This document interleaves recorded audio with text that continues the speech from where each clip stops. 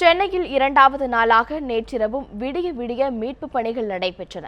சாலைகளில் விழுந்து கிடக்கும் மரங்களை அகற்றும் பணிகளில் நூற்றுக்கணக்கான மாநகராட்சி ஊழியர்கள் ஈடுபட்டுள்ளனர்.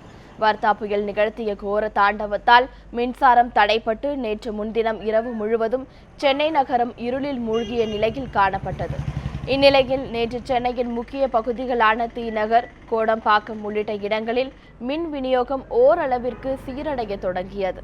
இந்நிலையில் தீநகர், கோடம்பாக்கம், நுங்கம்பாக்கம் பகுதிகளில் சாலைகளில் வேரோடு சாய்ந்து கிடந்த மரங்களை அப்புறப்படுத்தும் பணி நேற்றிரவு முழுவீச்சில் நடைபெற்றது.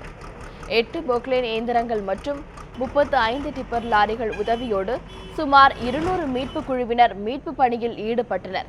மாநகராட்சி சார்பாக 80 ஊழியர்களும், தனியார் ஒப்பந்த ஊழியர்கள் 120 பேரும் இந்த பணிகளில் ஈடுபட்டுள்ளனர். அவர்களுக்கு உதவியாக மாநகர காவல்துறையினரும் களம் இறங்கினர். மீட்பு பணிக்கு இடையூறு ஏற்படாத வண்ணம் போக்குவரத்தை சரி செய்யும் பணியில் போக்குவரத்து காவலர்கள் ஈடுபட்டனர்.